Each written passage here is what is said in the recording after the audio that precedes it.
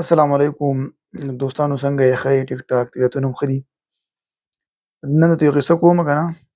دا قرض نه دا ډېر خطرناک شی دی او ډېر بېکاره شی دی. زمونږ یو ځای کې چونکې ملګري وو د هغې کلي کې دوه وروڼه وو. نو دا دوه د یو کشر ورور دوکان و او د بل مشر ورور چې کوم دی ځان داسې روزګار کوو.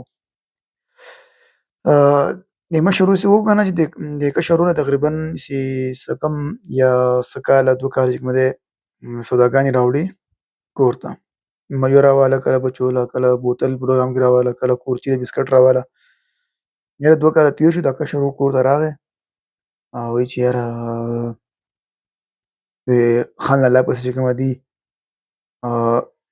19,500 روپۍ چې کومه دي دا جمع شوي دي. یاره مشر ورور کور ته راغلی دی، نو کور ورته ویلي دي چې یاره پلانکی وایي چې خان لالا پسې چې کومه دي 19,500 روپۍ دا په 2 کالو کې کاته جوړه شوه. داسې کاته وه که نه لکه کله د 500 پورې شی راخله، کله د 100 پورې راغله، کله د 200 ایسي وړه وړه سودا یې راخیسته. یاره مشر لالا چې کور ته راغی ښه نه، او په کور کې ورته وویل د ماښام د ډوډۍ په غاړه باندې چې یاره په تا پسې 19,500 روپۍ کاته جوړه شوې ده. وایي نه مړه مه غواړه کاته. سړی سیده لاړ خان دوکان ته وختو، ورور ته وویل چې یاره څو روپۍ دي؟ وایي چې 19,500. یو کړپ شو، زه یې د جیب نه کاغذونه ماغذونه راوایسته، یو د 500 نوټ یې ورکړو، دا پکې کټ کړه چې 19,000 پاتې شي.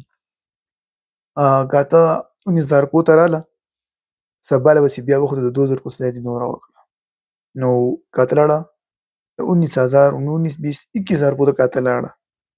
یو 500 ظالم جابر څه کړ شو په کاته کې چې 2,000 روپۍ پسې نورې جوړې شوې.